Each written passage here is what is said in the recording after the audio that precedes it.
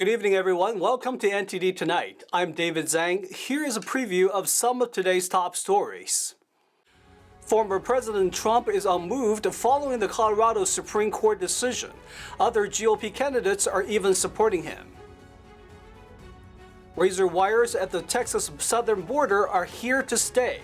A federal appeals court blocked the Biden administration from removing the barriers. Cosmopolitan magazine publishes a piece on an abortion clinic run by the Satanic Temple. Some are criticizing the move. First up, following the Colorado decision, Trump remains unmoved. He rallied in Iowa on Tuesday in a packed house. Meanwhile, other GOP candidates are even showing support. NTD's Arlene Richards has the details. Less than an hour before former President Trump took the stage in Waterloo, Iowa on Tuesday, the news broke. A court's decision to disqualify Trump from the Colorado primary ballot. The former president said in a campaign statement that it's election interference. He said Crooked Joe and the Democrats know they can't beat us at the ballot box, so their new plan is to nullify every single Trump ballot in the nation to keep Biden in the White House. The Republican frontrunner is crushing his primary rivals in the latest New York Times Siena poll. 64% of registered voters nationwide said they would most likely vote for Donald Trump if they voted today. 11% would vote for Nikki Haley and 9% for Governor Ron DeSantis. Despite the numbers, the former president is getting support from some of his rivals. I do not believe Donald Trump should be prevented from being president of the United States by any court. I think he should be prevented from being president of the United States by the voters of this country. There was no trial on any of this. They basically just said, what, you can't be on the ballot? Could we just say that Biden can't be on the ballot because he let in 8 million illegals into the country and violated the Constitution, which he has? I pledge to withdraw from the Colorado GOP primary ballot unless and until Trump's name is restored. And I demand that Ron DeSantis and Chris Christie and Nikki Haley do the same thing, or else these Republicans are simply complicit. A Republican who sued against Trump in the case said Trump is ineligible to run for president. I'm very, very happy about tonight's ruling. I know there's going to be an appeal, but this is really about rule of law. It's about the Constitution. But Trump's focus on winning the election hasn't wavered. He defended his comments about immigrants. They're ruining our country, and it's true. They're destroying the blood of our country. That's what they're doing. They're destroying our country. They don't like it when I said that, and I never read Mein Kampf. They said, oh, Hitler said that in a much different way. Campaign spokesman Stephen Chung said in a statement, Democrat Party leaders are in a state of paranoia over the growing dominant lead President Trump has amassed in the polls. They have lost faith in the failed Biden presidency and are doing everything they can to stop the American voters from throwing them out of office next November. The campaign plans to appeal to the Supreme Court. Arlene Richards, NTD News. Just today, California's Lieutenant Governor Eleni Kounalakis wrote to the Secretary of State urging her to explore legal options to also remove former President Trump from California's primary election ballot. Now let's take a look at other national headlines. Razor wire barriers are allowed to stay at the southern border of Texas for now. The Fifth Circuit Court of Appeals ruled that the federal government has to refrain from damaging, destroying, or otherwise interfering with the Texas offense in the vicinity of Eagle Pass, Texas. The ruling is only temporary and leaves room for exemptions in cases of a medical emergency. Back in October, the state sued the Biden administration for cutting almost 30 miles of concertina wire along the border. State officials said the Biden administration destroyed state property and hurt the state's border security. The court ruling comes after Texas Governor Greg Abbott signed a new law on Monday to allow police to arrest immigrants who cross the U.S.-Mexico borders illegally and gives local judges the authority to order them to leave the country. Meanwhile, a Democratic congressman of Latino descent told the News Nation how Democrats feel about the situation at the southern border and the impact immigration might have on President Biden's re-election bid. As a Democrat, is this hurting his campaign? Absolutely. My district's about 80% Hispanic, Democrats. And guess what? When I go to church or when I go to the store, what are people telling me? Henry, you gotta secure the border. We gotta do something. Turning our attention now to South America, Venezuela today agreed to free 10 jailed Americans in exchange for the release of Colombian businessman Alex Saab. He was arrested on a U.S. warrant back in 2020 for funneling some $350 million from a Venezuelan housing program. According to the White House, 6 of the 10 released Americans were wrongfully detained by the socialist regime, and at least 20 Venezuelan political prisoners will also be freed. As part of the agreement, Venezuela will also extradite Leonard Francis, a defense contractor who orchestrated one of the largest bribery schemes in the history of the U.S. military. The scandal took down nearly 24 Navy officials. Francis fled the U.S. ahead of his scheduled sentencing last year and has since stayed in South America. Over at the United Nations, the UN Security Council's vote on Gaza aid was delayed again today as the U.S. talks to Egypt over a proposal for UN aid monitoring. I believe that capitals that have equities in this file are engaging at the highest level of diplomacy to reach a text that will have impact on the ground.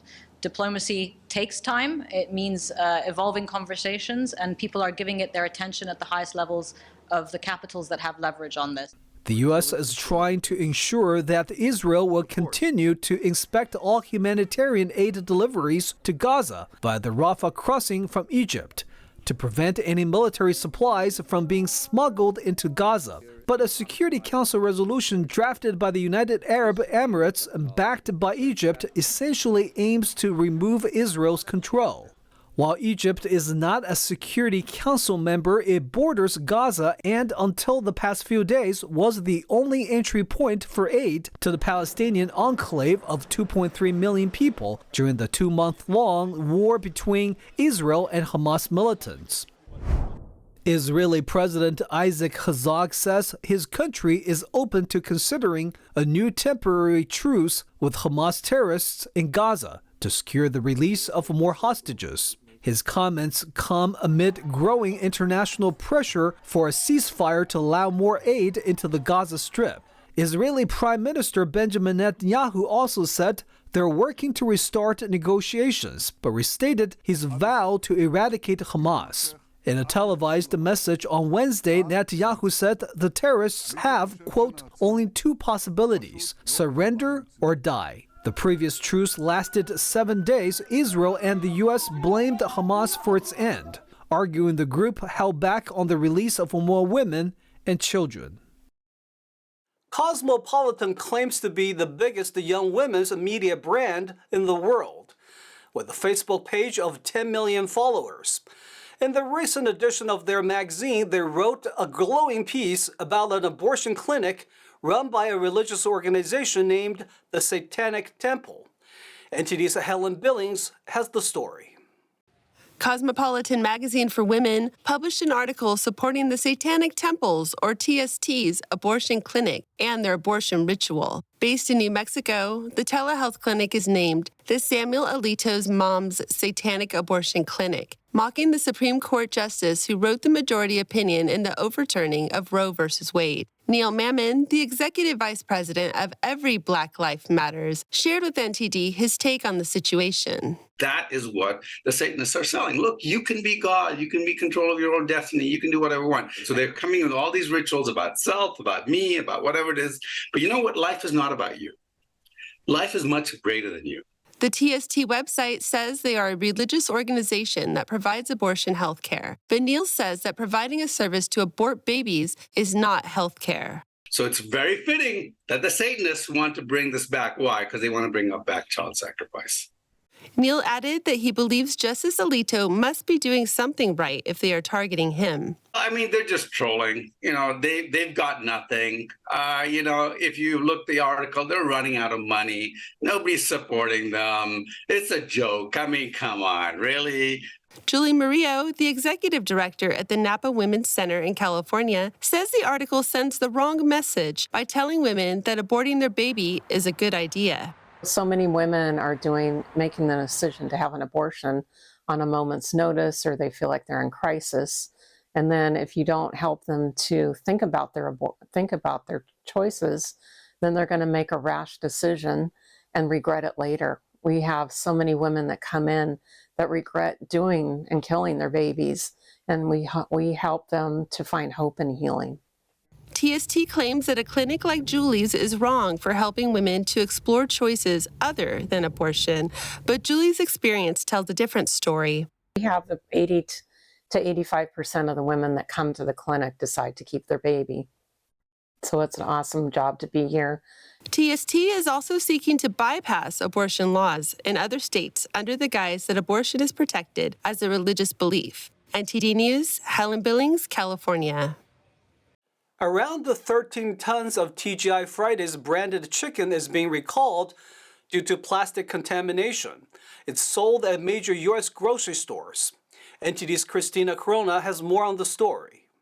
The U.S. Department of Agriculture announced Friday that the affected TGI Fridays boneless chicken bites flavored with honey barbecue have not resulted in any confirmed reports of injury or illness. Manufactured by Simmons Prepared Foods and distributed by Kraft Heinz, identified the issue when reporting to the USDA that clear, hard plastic was found beneath the breading of some chicken bites. They stated in a release that the plastic fragments were likely from safety glasses. The affected boneless chicken bites have the lot code KL3K03 and a best by date of December 26, 2024, located on the side of the carton. This product is retailed by major grocery chains, including Target and Walmart. Consumers are advised to check for the specified lot code and best by date when in possession of this product. Christina Corona, NTD News.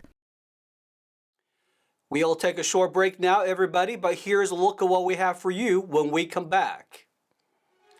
A former NFL player has been arrested for an alleged robbery.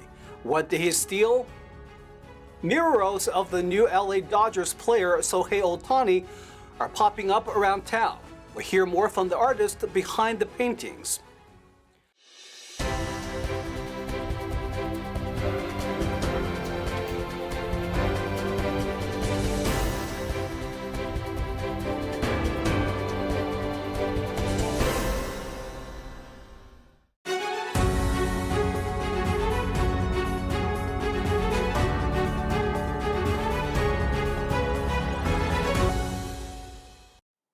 Welcome back to NTD Tonight. I'm your host, David Zhang. 2 air fryer models sold at popular retailers were recalled due to a potential burn hazard. NTD's Jason Blair has more information and what to do if you own one. Empowered Brands denounced a voluntary recall of 2 of their air fryers. They say there is a possibility that a piece can break, causing a potential burn hazard. The units are both Power XL Vortex dual basket models. The company said they are unique because you can use them as 2 separate baskets or as 1 combined basket. Anyone who owns them is advised to immediately stop using them and contact the company for a refund. According to the Consumer Product Safety Commission, there have been 41 reports of the air fryers breaking during use, with 3 resulting in someone getting burned, and approximately 319,000 units are affected. The makers said if you think you have one, you can check the rating label, which is located either at the bottom of the unit or attached to the power cord. For more information or to contact the company, go to powerxlproducts.com or call 1-866-704-9370. Jason Blair, NTD News. A former NFL player has been arrested for an alleged robbery in Los Angeles. He retired from the NFL more than 10 years ago.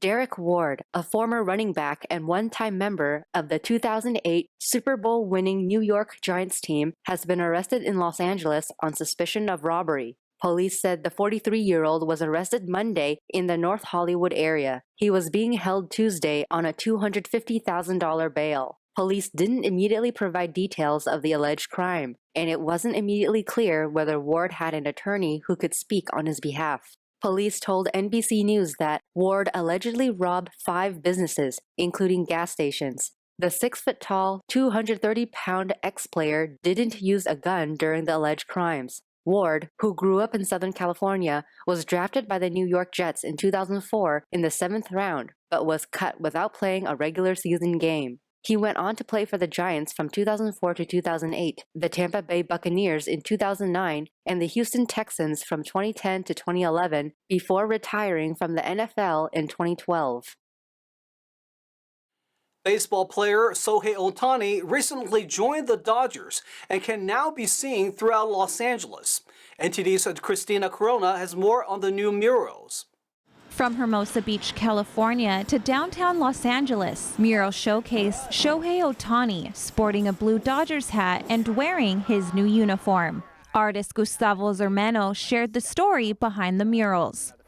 To me, it kind of looks like he's stepping out onto, the field for the first time and looking out at the fans. I wanted something, you could see the passion in his eyes, I guess, again, just that energy, when you're in Dodger Stadium, you hear the crowd roaring, it's an experience in itself, and I was trying to capture that with this portrait. And thoughts on Ohtani joining the Dodgers. I think it's a big deal for, not just Dodger fans, but all of LA. It seems like, we've been struggling in the playoffs for so many years with so many talented players. We're hoping he's, the missing puzzle piece to get us over the hump and, hopefully get us a championship. With his exceptional skills as both a pitcher and a hitter, Ohtani has captivated a massive fan base not only in his home country, Japan, but also amongst supporters from his previous city team. Because I like him, and I was following him since he came to Angels. I live nearby Angel Stadium, and I found out this wall picture a couple days ago. Ohtani announced he will not pitch next year for the Dodgers due to surgery on his elbow following his 2023 season, but the superstar will be available as a designated hitter throughout the 2024 season. Christina Corona, NTD News, Los Angeles. A San Francisco registered nurse and mother shares her thoughts on transgenderism in kids. She tells Epoch Times reporter Steve Espas why she's concerned, how it affects kids, and why society is normalizing it. Yvette, welcome to our program. Thank you so much for having me. I really appreciate it. Great having you here. Today we'll talk about transgender issues and ideology. You've been a health professional for the last 25 years. Yes, I have. I want to ask you about the transgender craze that happened in the last few years, right? It seems like almost overnight it blew up. It got so big. One, it's being taught in the schools. In fact, it's basically being forced upon everybody in the schools, in the workplace, starting with pronouns. Everybody is required to use pronouns. There's this issue. And I think it is our government, and I think it's also the medical industry, because each child is worth $1.5 million to the medical industry when they start manipulating their hormones, either with hormone blockers, cross-sex hormones, as well as surgeries. Is that because of the length of the program, the length of help they need after the transition? Well, multiple reasons. Once you start manipulating your hormones, you're medicalized for life. So for life, you're medicalized. So whether that's just medications, that's one aspect. As they perform the experimental gender reassignment surgeries, we're finding that many of these patients will have complications. So insurance companies are helping to assist gender-confused individuals along the path to manipulate their body. But once they have the surgery and have complications, the insurance companies are not as willing to assist these patients with their complications. And then it's, out-of-pocket fees. There's a lot of support to cross them over, but little to no support to help them after. And if they want, once they realize, or if they realize that they made this mistake and they want to reverse what they did, not much support in terms of that. How much role do you think the government policies play into this?